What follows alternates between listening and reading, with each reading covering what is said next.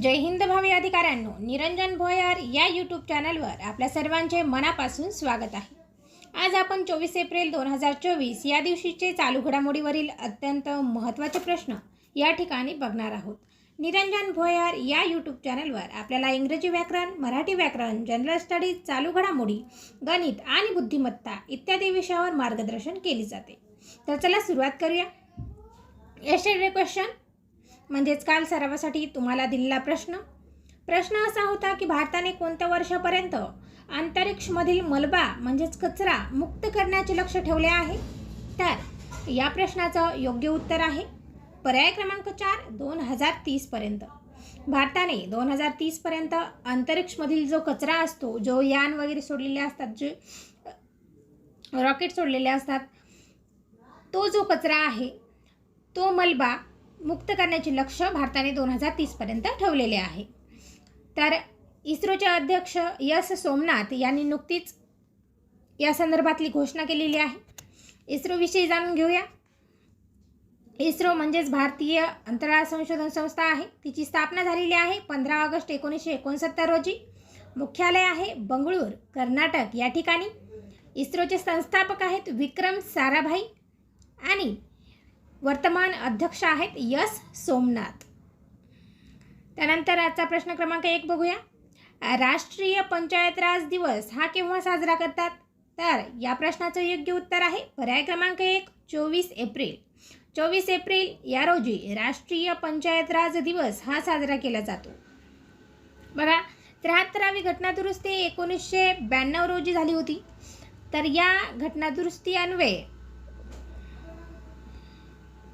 73वी घटनादुरुस्ती जी आहे ती 1992 मध्ये झाली होती आणि या घटनादुरुस्ती अन्वये पंचायत राजला घटनात्मक दर्जा हा देण्यात आला होता। या कायद्याने भाग 9 मध्ये पंचायतीचा कलम 243 ते 243 ओ या कलमामध्ये समावेश करण्यात आला आहे। तसेच परिशिष्ट 11 नवीन जोडण्यात आले आणि त्यामध्ये पंचायत हा विषय टाकण्यात आलेला आहे। म्हणजे प्रश्न जर असा आला की परिशिष्ट 11 हे कशाशी संबंधित आहे, तर ते पंचायत राजशी संबंधित आहे परिशिष्ट 11। आणि लक्षात, ही जी घटनादुरुस्ती आहे ही 24 एप्रिल 1993 पासून लागू करण्यात आली। त्यामुळेच 24 एप्रिल हा जो आहे हा राष्ट्रीय पंचायत राज दिवस म्हणून साजरा केला जातो। आणि लक्षात, तर पंचायत राज पद्धती स्थापन करणारे पहिले राज्य कोणते आहे? तर राजस्थान हे जे आहे हे पंचायत राज पद्धती स्थापन करणारे पहिले राज्य आहे। 2 ऑक्टोबर 1959 रोजी राजस्थानमधील नागौर या जिल्ह्यामध्ये पंडित जवाहरलाल नेहरू पंतप्रधान होते, त्यावेळेस त्यांनी याचे उद्घाटन केले होते। लक्षात, यानंतर पंचायत राज स्थापन करणारे दुसरे राज्य कोणते आहे? तर 1959 मध्येच आंध्र प्रदेश यांनी राजस्थान नंतर पंचायत राज पद्धती ही स्वीकारली होती। त्यानंतर बघूया प्रश्न क्रमांक 2, शॅम्पेन ही जमात कुठे आढळते? तर या प्रश्नाचं योग्य उत्तर आहे पर्याय क्रमांक 4 निकोबार बेट।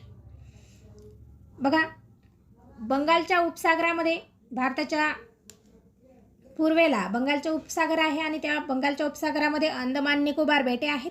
या निकोबार बेटावरती ही शॅम्पेन जमात आढळते। तर कशामुळे चर्चेत आहे? तर जी 18वी लोकसभा निवडणूक आता 19 एप्रिलपासून सुरुवात झालेली आहे, तर त्या निवडणुकीमध्ये सहभागी होणारी ही पहिली जमात आहे शॅम्पेन जमात। या जमाती मूळ जो समूह आहे त्यापासून वेगळा पडलेला आहे। म्हणजे साक्षरतेपासून इतर ज्या सुविधा आहेत त्या त्यांच्यापर्यंत पोहोचलेल्या नाहीत। अत्यंत मागास जमात आहे शॅम्पेन। साक्षरतेपासून इतर ज्या सुविधा आहेत त्या त्यांच्यापर्यंत पोहोचलेल्या नाहीत। अत्यंत मागास जमात आहे शॅम्पेन जमात। तर या जमातीने प्रथमच निवडणुकीमध्ये सहभाग नोंदवला आहे आणि असं सहभाग नोंदवणारी ही पहिली जमात ठरलेली आहे शॅम्पेन जमात। त्याची लोकसंख्या किती आहे? फक्त 229 एवढी त्यांची लोकसंख्या आहे आणि त्यांनी या निवडणुकीमध्ये सहभाग नोंदवला, त्यामुळे सध्या ती चर्चेत आहे। कुठं आहे? निकोबार बेटावरती। आणि लक्षात, त्यानंतर प्रश्न क्रमांक 3 बघूया। अलीगढ मुस्लिम विश्वविद्यालयाच्या पहिल्या महिला कुलपती कोण बनल्या आहेत? तर या प्रश्नाचं योग्य उत्तर आहे पर्याय क्रमांक 3 नईमा खातून। नईमा खातून ह्या ज्या आहेत ह्या अलीगढ मुस्लिम विश्वविद्यालय आहे याच्या पहिल्या महिला कुलपती बनल्या आहेत। हे जे विश्वविद्यालय आहे हे 1920मध्ये सर सय्यद अहमद खान यांनी स्थापन केलेलं होतं. आलं लक्षात. त्यानंतर रजिया सुलतान कोण आहे, तर भारताची पहिली महिला शासक कोण आहे, रजिया सुलतान, पहिली महिला शासक भारताची. त्यानंतर प्रश्न क्रमांक 4 बघूया. क्रीडा क्षेत्रातील प्रतिष्ठेच्या लॉरिओ पुरस्कारासाठी खालीलपैकी कोणाची निवड करण्यात आली, तर या प्रश्नाचं योग्य उत्तर आहे पर्याय क्रमांक 2 नोवाक जोकोविच. नोवाक जोकोविच टेनिसपटू आहेत सर्बियाचे. तर यांची या लॉरिओ या पुरस्कारासाठी निवड करण्यात आलेली आहे. नोवाक जोकोविच हे जे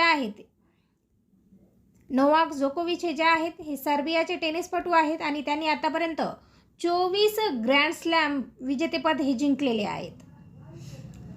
तसेच स्पेनची फुटबॉलपटू आहे एताना बोनमती, यांची सुद्धा या पुरस्कारासाठी निवड करण्यात आलेली आहे. आणि महिला विभागामध्ये या पुरस्काराची मानकरी ठरलेली ही एलिना बोनमती ही जी आहे ही पहिली फुटबॉलपटू ठरलेली आहे. हे सुद्धा तुम्ही लक्षात ठेवा. त्यानंतर प्रश्न क्रमांक 5 बघूया. चिथिराई उत्सव हा कोठे साजरा करतात, तर या प्रश्नाचं योग्य उत्तर आहे पर्याय क्रमांक 1 तामिळनाडू.